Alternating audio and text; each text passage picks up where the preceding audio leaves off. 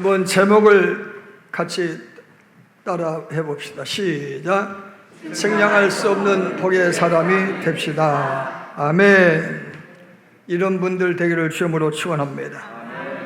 6.25 동란 발생한 지 75주년이 되는 기념주를 맞이해서 우리나라 역시도 측량할 수 없는 경계를 그을 수 없을 정도로 그 영역이 더 넓어지는 국력이 되는 나라가 되기를 주님으로 축원하고 축복합니다.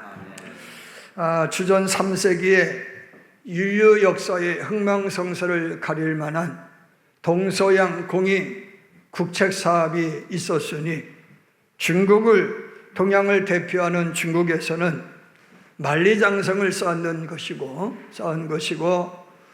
서양을 대표하는 로마에서는 모든 길을 로마로 통하게 하는 고속도로를 놓은 것입니다. 중국의 진나라가 이제 중국을 평정을 하고 시황제였던 영정에 의하여서 만리장성을 쌓게 됩니다. 만리장성을 쌓는 이유 중에 가장 대표적인 것은 외적의 침입으로부터의 방비하기 위해서였죠. 그런데 이상한 것은요, 만리장성을 쌓고 1000년 동안 쌓았어요. 진나라로부터 명나라에 이르기까지 1000년 동안 장성을 쌓았는데 그 장성 때문에 평화한 적은 한 번도 없다는 겁니다. 왜? 부패한 관료들이 성문을 열어주고 항복했기 때문이라는 거죠. 자, 반면에 로마는 정벌한 나라들마다 그 나라와 소통할 수 있는 길을 닦았습니다. 그 세계 최초의 고속도로를 놓았다라고 하는 말씀인 거죠. 그러므로 인하여서 로마는 1000년 동안 세계의 대제국이 되어졌습니다. 장성을 쌓았던 중국은 우리 것을 지키면 되었기에 더 견고한 장성을 쌓았고 지키려고 노력하다가 결국에는 다 빼앗기게 됩니다. 그러나 정벌한 나라, 그 나라를 정복하려고 하기보다는 그 나라의 좋은 문화를 받아들이고 그 길을 통하여서 소통하고 교통하고 교류하면서 그 백성과 그 나라를 편입을 시키고 동맹을 맺었던 그런 로마는요, 세계가 로마를 통하지 않으면 안 될 정도로 큰 대제국이 된 줄로 믿으시길 바랍니다. 결론적으로 말씀을 드리면 역사를 통하여서 알 수 있는 것 중에 하나가 뭔가 하면은 성을 쌓는 사람은 망하고 길을 돕는 사람은 흥하다라는 사실입니다. 성경에 등장하는 구약 성경에 등장하는 유대인들은요, 율법이라고 하는 상성을 쌓았던 사람들입니다. 모세에게 주어진 십계명을 어떻게 하면 더 잘 지킬 수 있을는지를 궁리하다가 613가지의 저항을 만들어서 지키기를 시작했고 더 잘 지키기 위해서 세칙과 규칙들을 만들어서 지켰습니다. 그리고 율법대로 살지 않는 나라를 이방인으로 취급하고 그의 돼지 취급을 했죠. 그러면서 그들은 우리에게는 율법이 있고 우리에게는 성전이 있고 우리에게는 더 나아가 하나님이 계시다라고 하는 그런 자부심 하나 가지고 살았습니다. 철저하게 율법 장성을 쌓았던 그들은요, 이상한 것은 더 잘 돼야 되는데도 불구하고 이민족의 침략을 받아서 결국에는 디아스포라로 흩어져 가지고 세계 각처의 난민 신세를 면치 않게 되었다라고 하는 사실이죠. 자, 유대인, 전통 유대인들과는 달리 유대인이면서 이 세상의 구원자로 오신 예수님은요, 율법의 장성을 쌓는 것이 아니라 율법을 통해 하나님이 이루고자 하는 목적을 성취하기 위하여서 길을 놓았다라 하는 말씀인 거예요. 그래서 비록 율법적으로 살아야 되지만 율법에 흠이 있는 이들이지만 가까이 합니다. 그리고 그들에게 하늘 가는 길을 알려줍니다. 그의 제자들도 마찬가지였어요. 할례를 받지 않았으니 절대로 구원에 이를 수 없다라고 정죄할 때에 예수님의 제자였던 베드로를 위시한 기타의 사도들과 그리고 사내들의 공회원들은 어떻게 합니까? 예루살렘 공회에서 어떻게 합니까? 이들을 구원할 수 있는 방법이 뭐냐? 교리적으로 이들을 해방할 수 있는, 율법에서 해방시킬 수 있는 방법을 찾게 되어지죠. 어떻게 합니까? 음행을 멀리하거라. 음행을 멀리하거라. 피를 먹지 말거라. 목매달아 죽인 음식 먹지 말아라. 우상에게 바쳐진 음식 안 된다. 아멘이 없네요. 아멘. 여러분, 이것으로 할례를 대신했다라고 하는 사실이죠. 어떻게 하면은요, 어떻게 보면은 그 일은 길을 닦는 일이었다라고 하는 말씀인 거예요. 여러분, 길 닦는 일은 힘든 일이었지만, 그러나 새로운 율법으로 이방인도 구원에 이르게 했다라고 하는 것이 성경의 말씀인 거예요. 초대교회 교회는 어떤 교회였어요?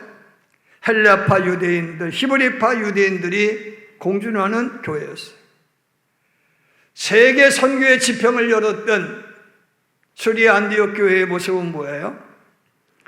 성경에 보면은 안디옥 교회의 선지자들과 교사들이 있었으니 곧 바나바와 니게를 하는 시몬과 구레네 사람 누기오와 분부마 헤롯의 젖동생 마나양과 및 사울이라, 이렇게 기록하고 있어요. 인종과 국경을 초월해서 문화의 경계를 뛰어넘어서 길과 진리와 생명이 되는 예수님에게로 모이는 역할을 했다라고 하는 거예요. 그런 길을 통하여서, 그들이 닦은 길을 통하여서 세계 만민들을 구령하는 그런 초석을 놓은 줄로 믿으시를 주님으로 축원합니다. 대신에 뭐 했어요? 예수님의 보혈로 상징되어진 포도주를 마심으로 성찬으로 예수와의 하나됨을 꾀했다라고 하는 거예요. 여러분, 인류는 자기만의 성을 통해서 발전하는 것이 아니라 이웃과 소통하고 교통할 때에 인류가 발전했고 교회가 부흥한 줄로 믿으실 바랍니다. 가인의 후손이 에녹성을 쌓았고 바벨탑을 쌓았지만 멸망하고 말았습니다. 그러나 예수님과 예수님의 제자들은 세계 예수라는 길을 놓았기 때문에 오늘날까지 영구적으로 앞으로도 영생한 정말로 사도들이요 교회의 머리가 되는 줄로 믿으실 바랍니다. 성경은 말하죠. 누구도 움켜쥐려고 하는 자는 망하고 나누어 주는 자는 흥한다라고 말입니다. 성을 쌓는 자는 쇠하고 길을 닦는 자는 흥한다. 특별히 우리는 어떤 길을, 육상길을 놓아야 되고 해상길도 놓아야 되고 하늘길도 놔야 되고. 왜 놔요? 예수 복음 전하기 위해서. 여러분, 오늘 본문 저자로 알려진 스가랴의 이름은 여호와께서 구원하신다입니다. 여호와께서 구원하신다. 스가랴는 어디에서 출생했느냐? 성서학자들에 의하면 바벨론 출생이라고 이렇게 학자들이 주장을 합니다. 바벨론에서 조상들과 함께 유수하다가 태어났어요. 어린 소년 시절을 보내었고 그가 몇 살인지는 모르지만 하나님의 정한 70년의 세월이 지난 다음에 예루살렘으로 귀환을 하게 된 거죠. 스가랴가 예루살렘으로 귀환하기 전 20년 전에 무슨 일이 있었는가 하면은 수룹바벨에 의해서 성전 재건 공사가 시작이 되었습니다. 그럼에도 불구하고 성전 재건이 지지부진이었다라고 하는 사실인 거예요. 고레스 왕에 의하여서 수룹바벨이 42,360명을 이끌고 예루살렘에 귀환을 하게 됩니다. 그게 언제냐? 538년이었어요. BC 538년이에요. 538년에 고레스 칙령에 의해서 수룹바벨과 함께 예루살렘에 귀환한 42,360명이 합심하여서 2년 동안 성전 재건에 필요한 모든 기반 시설을 닦는 거예요. 그리고 청수록을 놓고 기공예배, 착공예배를 드린 줄로 믿습니다. 그때는 얼마나 신명 났는지 몰라요. 너무너무 기분이 좋았어요. 그리고 이제서야 우리가 하나님의 무너진 성전을 다시 지을 수 있다는 기대감으로 부풀어 올랐습니다. 너도나도 열심을 내었습니다. 바빌론에서 가져온 모든 재물들을 하나님의 성전을 짓는 일에 내놓았어요. 그렇게 시작이 된 거예요. 그런데 몇 달이 못 되어가지고 가나안 총독으로 부임한 르훔과 왕의 서기관이었던 시셈이라고 하는 작자가 유대인들이 예루살렘 성전과 성벽을 완공을 하면은 임금님에게 바치던 충성심이 변질되어져서 세금도 바치지 않을 것이고 관세도 바치지 않을 것이고 초공도 바치지 않을 겁니다. 그러니 이런 싹을 제거해야 됩니다 라고 하는 상소문을 올려서 아낙사스다 왕에 의하여서 중단이라고 하는 명령이 떨어지게 됩니다. 그렇게 중단 명령이 떨어진 지가 15, 16년이 흘렀더라 그런 말씀인 거예요. 15년 동안 중단된 상태에 놓여있는 그때의 스가랴가 예루살렘으로 귀환을 하게 되었다라고 하는 말씀인 거예요. 스가랴 와보니까요, 성전 짓다 말았어요. 머릿돌만 놓고 그냥 내팽개쳐 있는 거예요. 이때 스가랴와 함께 스가랴보다 먼저 활동한 이가 있었으니 학개입니다.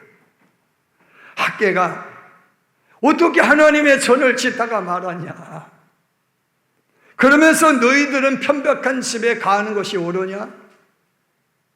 그러므로 하나님의 전을 완성해야 될 너희가 그러지 못하기 때문에 먹어도 배부르지 못하고 뿌려도 거둘 것이 없지 않냐?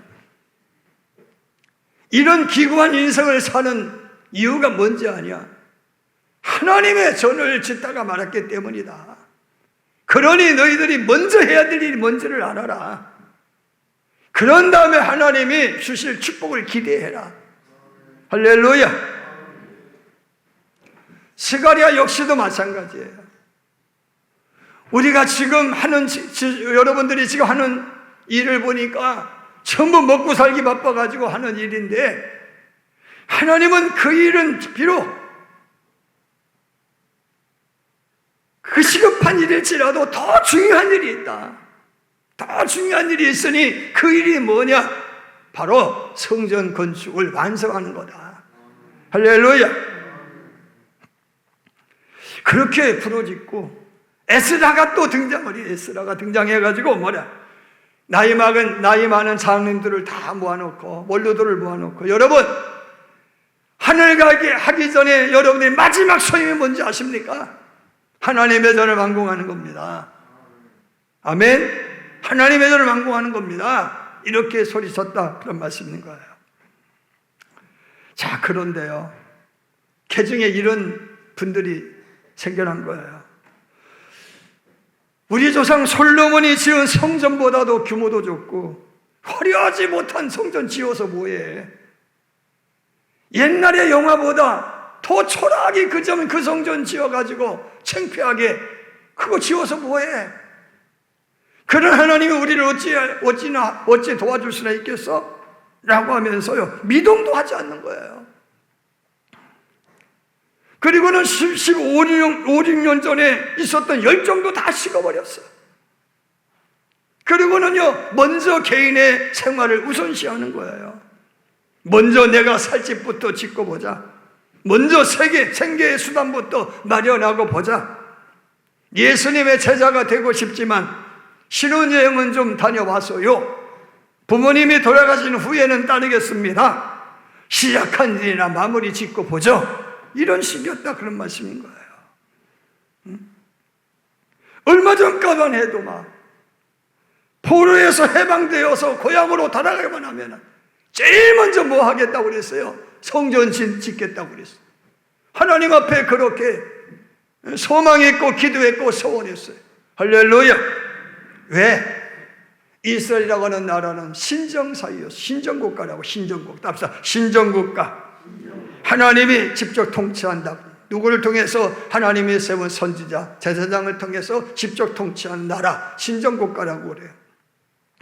여러분, 하나님의 전이 우뚝 서 있다라고 하는 것은 하나님이 그만큼 존귀해진다라고 하는 거예요. 할렐루야. 그게 이미지라는 거예요, 이미지. 근데 지금 정전이 짓다 방치되어 있는 상태니까 백성이 무능한 거예요? 하나님이 무능한 거예요? 하나님의 무능으로 비춰지잖아요. 여러분, 경제적인 어려움을 자꾸 이야기하는 거예요. 1차 귀환했을 때에는 어떤 시대였느냐 하면은 창세기에 나오는 글자 그대로예요. 지면에서 수증기만 모락모락 피어오르더라. 하나님이 뚫어주신 우물을 통하여서, 샘을 통하여서 물이 솟아나가지고 기온샘 생겨나고 유브라테스 강이 생겨나고, 할렐루야, 히데길 강이 생겨나고 말이야. 이런 강줄기를 통해서 하나님이 낙원을 만들어 주셔야만 되는 시대가 어떤 시대였느냐? 바빌론에서 포로기에서 돌아왔을 때다, 그런 이야기예요. 그 이야기를 지금 창세기가 우리에게 들려주고 있는 거예요. 아멘이죠? 여러분, 우리나라 전쟁통에 남아있는 게 뭐가 있었어요? 아무것도 없었잖아요. 하나님이 물줄기를 뚫으셔서 강을 만드셔서 강 주변을 통하여서 낙원을 만들어 주셨던 것처럼 그 은혜를 주셔서 오늘에 있는 것임을 믿으실 바랍니다. 여러분, 그런 은혜만을 바랬던 그들의 신앙이 먹고 살만해졌다, 그런 이야기죠. 그러면 하나님 생각할 만한데 여전히 돈 타령하고 있다, 그런 이야기예요. 생각해 보세요. 16년 전이 힘들어, 지금이 힘들어. 솔직히 얘기해요. 16년 전이 힘들어요, 지금이 힘들어요? 그렇죠. 16년 전이 힘들겠죠. 그러니까 하나님이 스가랴를 통해서 너희 조상들을 본받지 말아라. 너희 조상들이 그렇게 돈 하다가 나라가 쪽박나고 열방을 흩어졌지 않느냐. 악한 길, 악한 행위에서 돌아서라. 이 이야기는 뭐냐? 먼저 해야 될 일이 뭔지를 알아라, 그런 이야기예요. 아멘. 성을 쌓는 일이 먼저냐, 길을 닦는 일이 먼저냐, 그런 말씀인 거예요. 너희 조상들처럼 귀 닫지 말아라. 제발 좀 들어라. 할렐루야. 그래도 못 들은 척해. 그래도 못 들은 척하니까 하나님의 스가랴에게 8가지의 환상을 보여주십니다. 8가지의 환상을 보여주시면서 예루살렘 이 성전이 완공이 되어진 이후의 일들을 보여주시는 거예요.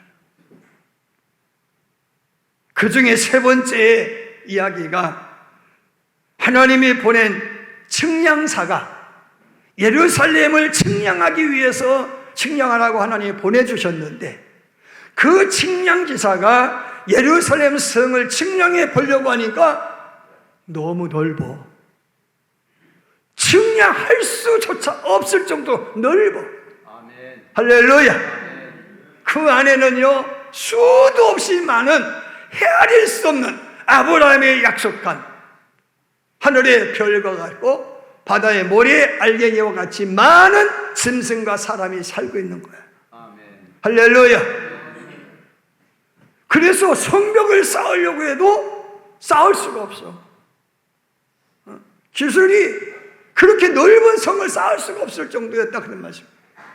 그런 환상을 보여주시면서 하시는 말씀이 뭔가 하면은, 이 성전을 완공하면 너희들 이런 복을 주시겠다. 아멘. 할렐루야. 아멘. 이런 복을 주시겠다. 그러니까 한편에서는 그러면은요, 성벽 없는데 우리는 어떻게 해요? 하나님이 또 보여주셔요. 2번째 환상이 뭔지 아세요? 내 뿔이 등장을 해요. 내 뿔은 뭐냐? 이스라엘 민족을 괴롭힌 민족이에요. 4명의 대장장이가 등장을 해요. 4명의 대장장이는 뭐냐? 뿔을 꺾어버리는 대장장이에요. 하나님께서 너희들을 괴롭힌 민족을 멸하실 것이다. 아멘. 여러분, 지금 그렇게 되고 있어요. 바벨론으로 대표되어진 이라크가 무너지고 페르시아로 페르시아였던 이란 제국이 지금 쑥대밭이 되고 있고 우리 눈으로 보고 있는 거예요. 그러면 사실 내가 불성벽이 되어지마. 눈에 보이지 않는 불성벽이 되어지마. 도단성을 에워쌌던 하나님의 불병거와 불말로 예루살렘을 지켜주겠다. 할렐루야. 지금 여러분 보고 있어요. 보고 있잖아요. 사는 여러분, 중국은요 1000년 동안 만리장성을 쌓았어도 침략에 속수무책했어요. 300년 만에 진나라는 다 와르르 무너지고 300년도 못 가요. 진나라가 3대 만에 무너져 버려요. 부패한 관료들이요 성문 열어주는 바람에 항복만 하고 그런데요 길 닦은 노마는 1000년 동안 세계를 지배하는 거예요. 우선 해야 될 게 뭐예요? 성경이 이렇게 말을 해요. 답시다. 먼저 그의 나라와 그의 의를 구하라. 아멘. 누가복음 12장에 나오는 어리석은 부자 이야기. 내 곡식을 쌓아둘 창고가 적으니 어찌하냐. 내 곡간, 내 물건, 내 곡식, 내 영혼 나만 찾다가 쪽박 차가지고 어디로 가요? 지옥불에 떨어지고 말았어요. 자, 타이거 우즈가 골프의 뭐라고 그래요? 황제라고 그래요. 골프의 황제. 타이거 우즈를 골프의 천재라, 신동이라고 그러죠. 그런데 신동 아니래요.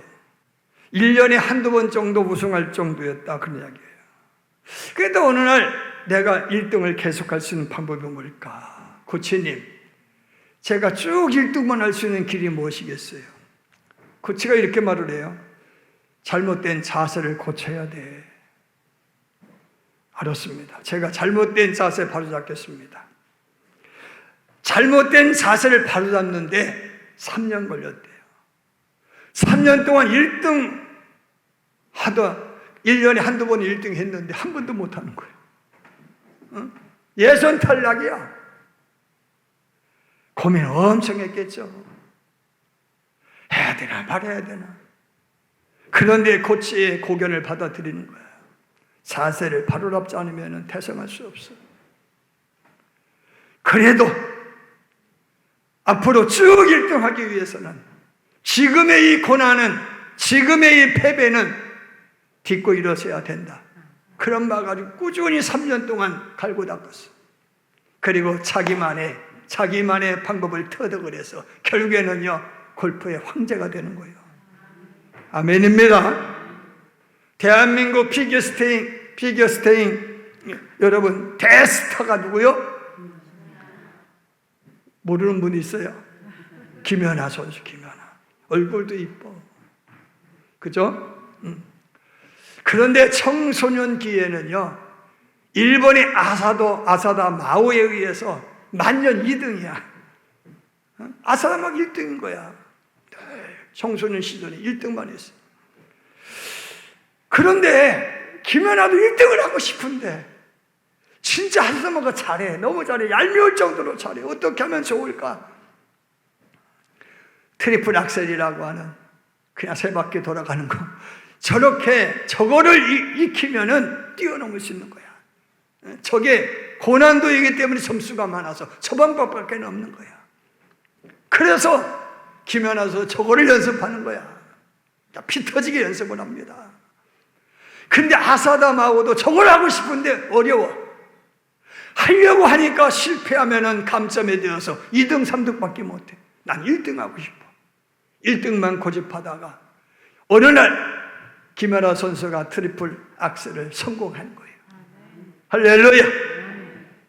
여러분 아사다 마오를 뛰어넘는 거예요. 결국에는 역전이 되죠. 김연아 선수 1등만 하고 같이 운동하면 2등밖에 못하는 게 아사다 마오야. 아멘입니까? 사랑하는 여러분, 우리에게서 중요한 게 뭐냐는 거예요. 하나님의 성전은 하나님이 거주하는 성소요, 하나님께 예배드리는 성전이고, 하나님의 말씀을 듣는 증거의 막이고 백성이 모이는 광장이고 누구나 찾아와 안식의 복을 받는 자리임을 믿으시길 바랍니다.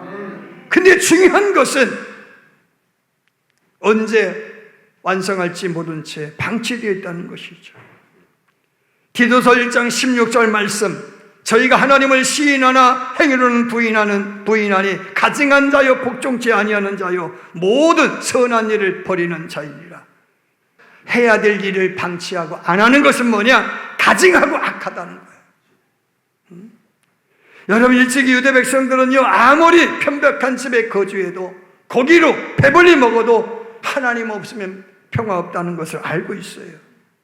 그렇기 때문에 바빌론에 유수되어 갔을 때 그발 강가에 버드나무에 수금을 걸어놓고 오매불망 예루살렘을 헌무하면서 어찌하다가 이 백성이 이런 지경에 이르렀는가 후회하고 가슴을 쳐가면서 내 결국으로 돌아가기만 하면 두 번 다시 내 조상처럼 살지 않겠다 각오하고 다짐하고 소원하고 소원했지만 그들도 지금 그렇게 살고 있더라, 그런 말씀이에요.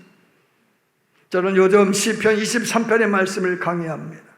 다윗은 목자였기 때문에 선한 목자가 어떤 목자인지를 알아요. 선한 목자는 양을 위해서 생명을 담보하는 목자, 양의 생명을 더 풍성히 하는 목자, 배불리 먹이고 마시게 해서 쉬게 하는 목자. 할렐루야.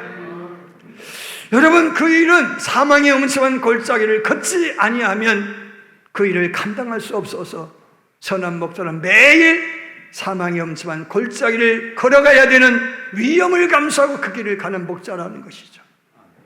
그런데 그 목자의 목적이 뭐예요? 양의 생명을 더 풍성하게 하는 거예요. 그런데 그 선한 목자 역할을 잘 감당하고 보니까 명예를 얻는 거예요. 명예. 선한 목자다. 당신은 훌륭한 목자이십니다. 박수 받는 거예요.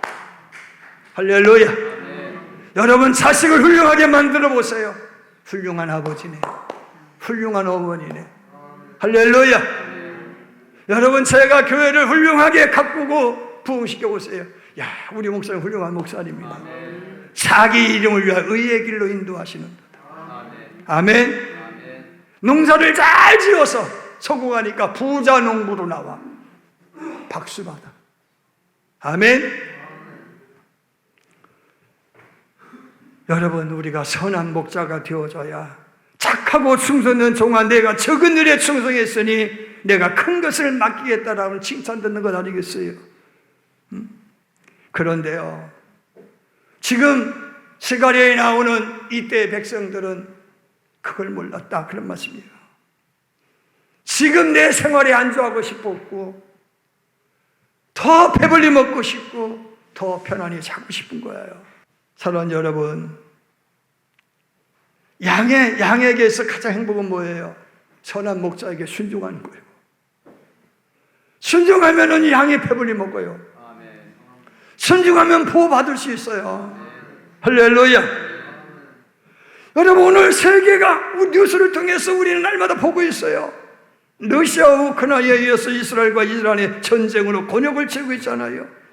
전쟁하는 나라마다 가장 우려하는 게 뭐예요? 방어력이에요. 방어력. 특별히 하늘방어.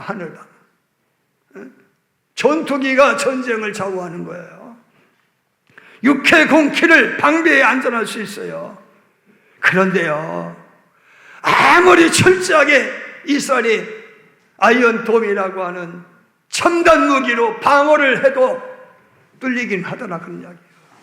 하나님이 불성벽이 되어주셔야 돼요. 할렐루야. 하나님이 불성벽이 되어주셔야 된다, 그런 말씀입니다. 여러분, 하나님의 명령에 순종하면 어떤 은혜를 받아요? 너를 세계 모든 민족 위에 뛰어나게 하게 하실 것이다. 세계 0.2%의 인구에 불과한 유대인들이 노벨 평화상의 경제학상의 40%를 차지하고 있어요. 아멘. 이게 뭘 얘기하는 겁니까? 하나님 말씀대로 된다, 그런 말씀이에요. 성읍에서도 복을 받고 들에서도 복을 받을 것이다. 내 몸의 자녀와 내 토지의 소산과 내 짐승의 새끼와 소와 양의 새끼가 복을 받을 것이고 내 광주리와 떡반죽 그릇이 복을 받을 것이고 내가 들어와도 복 받고 나가도 복을 받을 것이니라. 아멘입니다.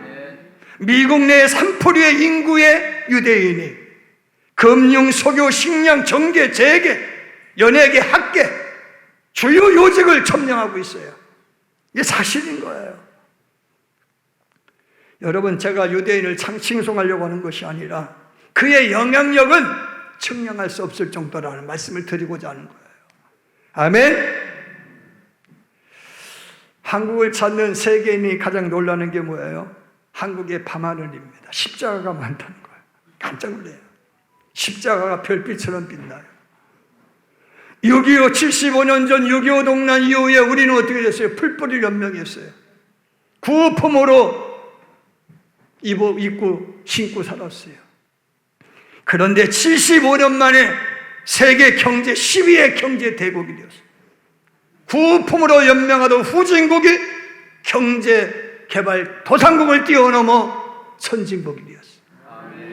국민소득 3만 불을 달성했고 3만 불을 벌고 쓰는 나라가 되었고 세계 나라의 여행객 중에 제일 많은 나라 사람, 대한민국 사람.